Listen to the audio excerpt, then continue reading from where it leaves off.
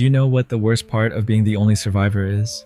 It's not the silence, not the smell of burning wood and blood that stains your memories long after the ashes are gone. It's not even the guilt. No, you can bottle guilt. You can numb it. You can lie to it. No, the worst part is the screaming. Not from them, from you, because it wasn't quick. No God struck down from the sky. No divine bolt ended their pain.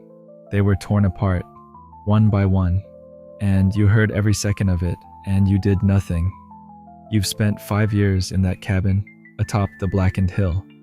You don't speak. You don't laugh. You only wait. Then one morning, the door knocks. No one knocks anymore. You open it. It's not a man. It's not a woman. It's something ancient, wrapped in rotting cloth, taller than any human, with bone where skin should be and a voice that creaks like floorboards in a dead man's house. Come, it says, and turns. You don't ask where, you just follow. The trek is endless. No sun, no stars, just fog thick enough to choke on. Your guide doesn't speak again, just walks. And with each step, the world feels less real, less grounded, less possible. Then suddenly, a city. No, a skeleton of one. Empty houses, twisted streets, homes built for creatures that never needed doors. In the middle of it, a stone circle, shattered and scorched. Your guide stops. Here, it rasps. What is this place? It doesn't answer. Only places a finger on the shattered altar, and the world screams. Not in sound, but in weight. You fall to your knees, blood leaking from your ears. And in that moment, you remember, not your memories. It's before gods, before time, before the laws of life and death were signed and sealed and cataloged neatly into the tomes of angels and demons. There was it, not born, not made, simply was. A thought, a parasite, a curse with claws. Not a name, because names imply control. It doesn't need that, it simply enters.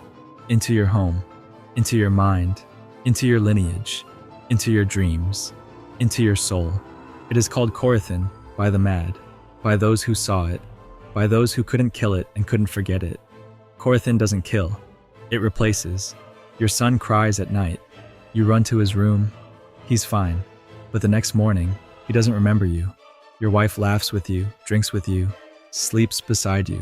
But in her eyes, there's someone else. You call your father. He doesn't know your name. Because Corythan doesn't slaughter. It peels. Slowly. First your name, then your voice, then your place in history.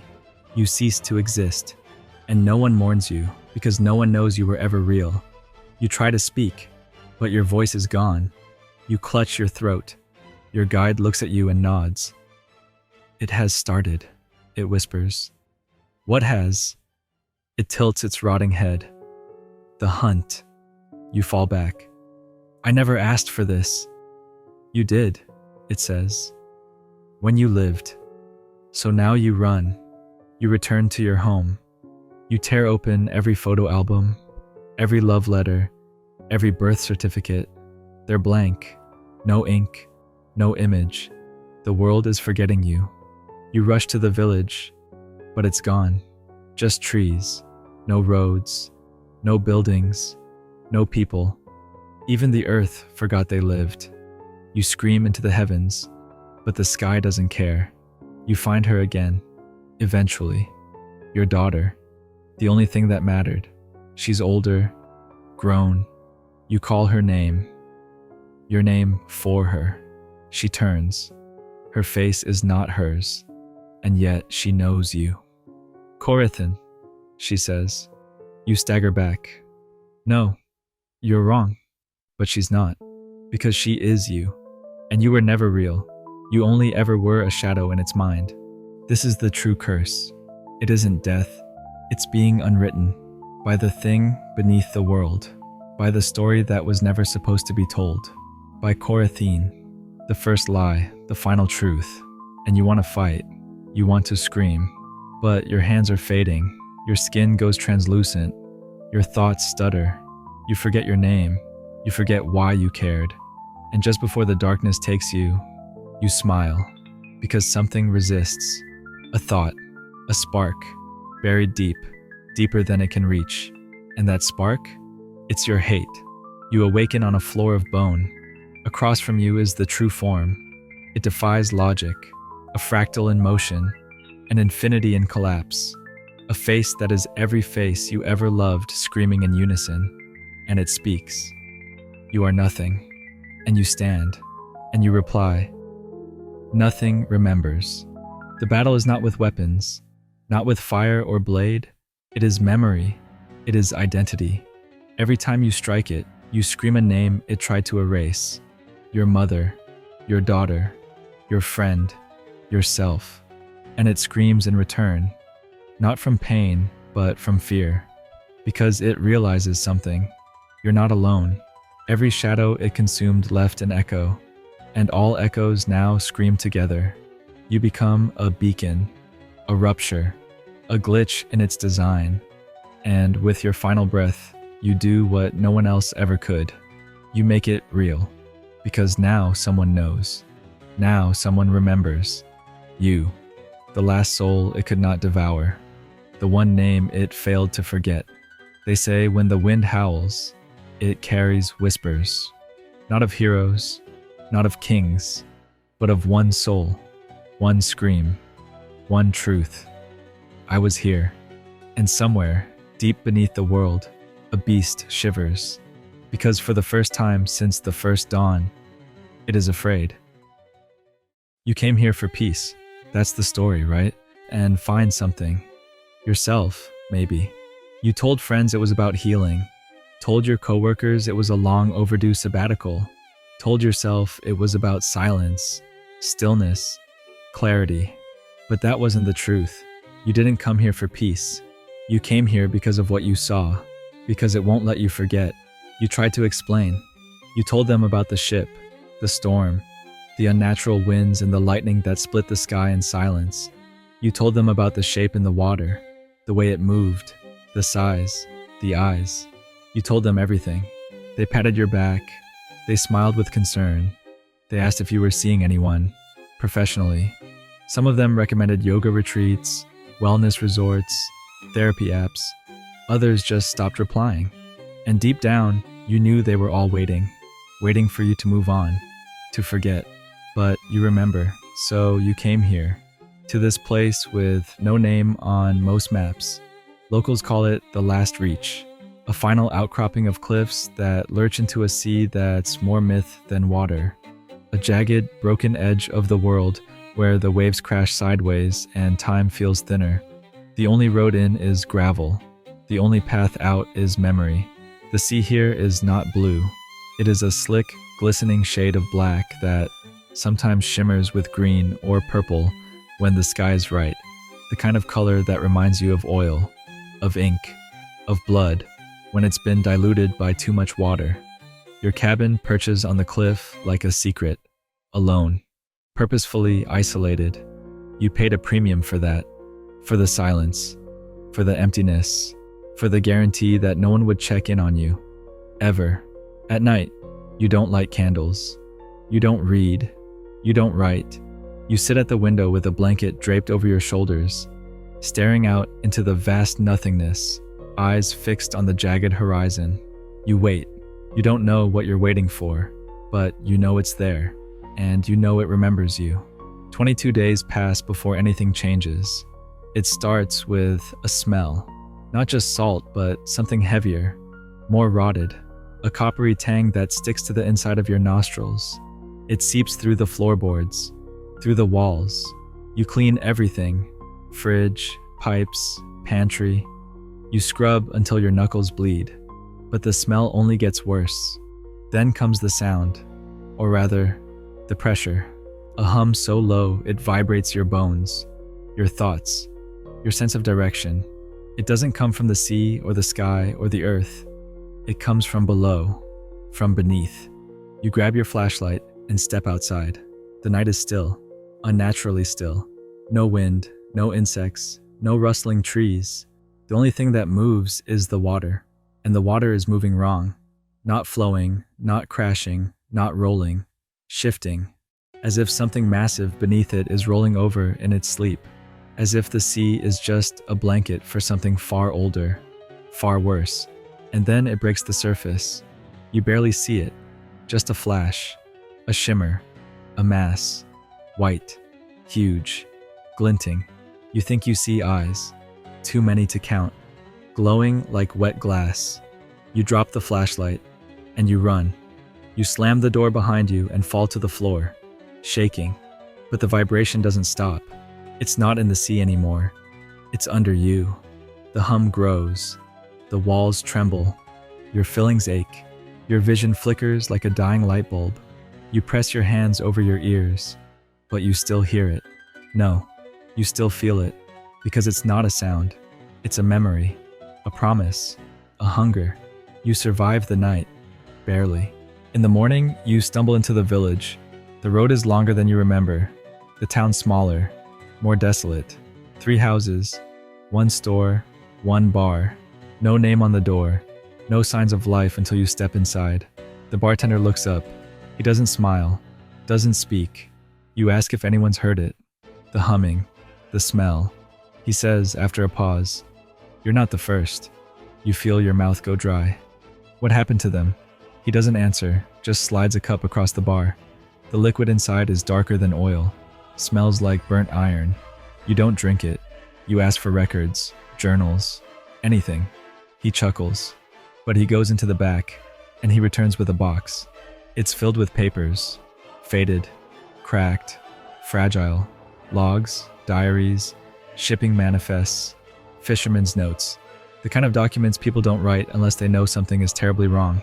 You take them home, you read, and you learn you are not the first. Not by decades, maybe not even by centuries. Strange waves, singing in the fog, missing pets, dreams of drowning, birds flying into walls, animals giving birth to stillborns with human eyes. Then the records stop. Same week, same month, same year. You flip every page, cross-reference the names. You don't find answers, just silence. And that's worse. You start your own journal. You draw what you saw. You write what you feel.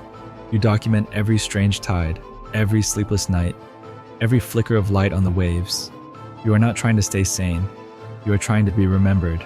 Then comes the barnacle. 1. Perfect. Wet.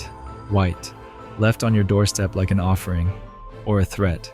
You bring it inside. You examine it. You crack it open.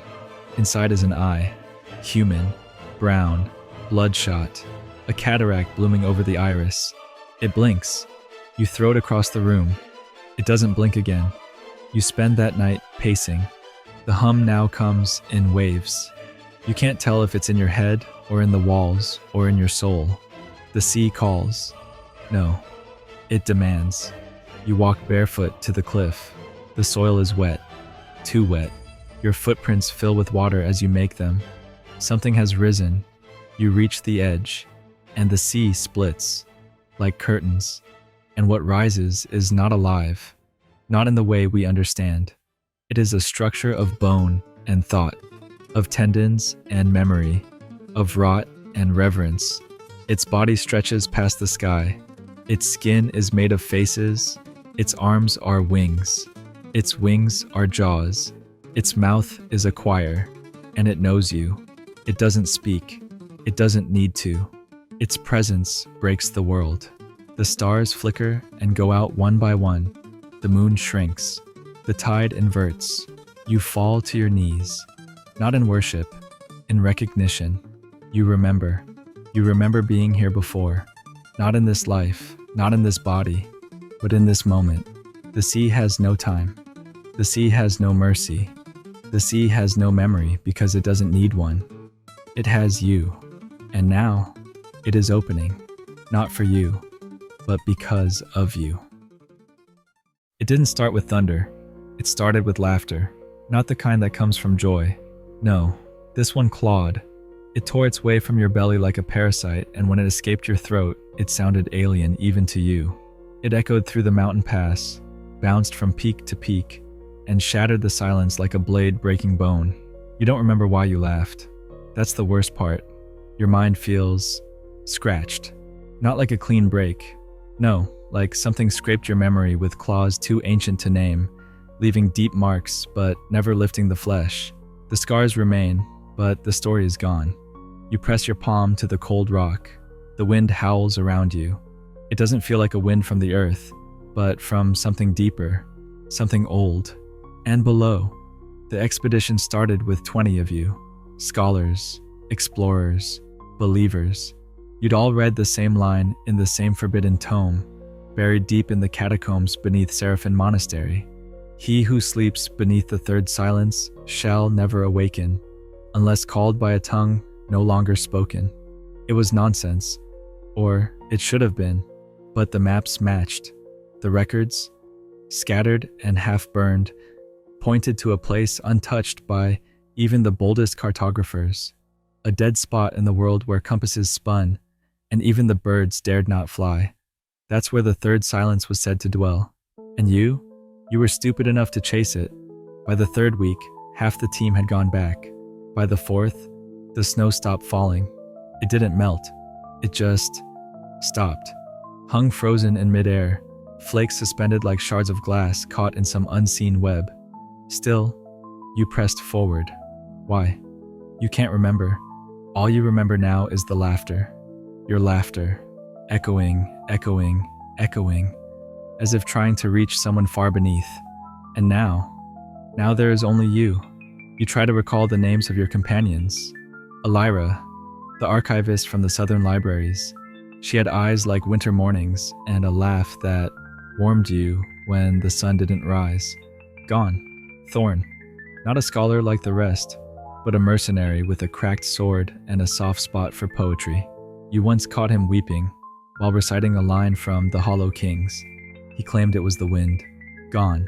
You remember fragments, a hand reaching for yours as the ice cracked beneath their feet, the echo of boots running in snow that wasn't there a second before, a scream that never ended, not because it was cut off, but because it keeps going. You hear it still. Some nights, when your eyes close, it whispers under your breath. That was week 5. By week 6, you weren't walking on snow anymore. You were walking on bone. You didn't want to believe it at first. Your brain made excuses. A trick of the light. Fossilized roots. Petrified wood. But then you found the tooth. It was the size of your arm, jagged like broken obsidian. It pulsed, ever so slightly, like something dreaming. You tried to leave it behind, buried it, marked the path to avoid it. The next morning, it was in your hand.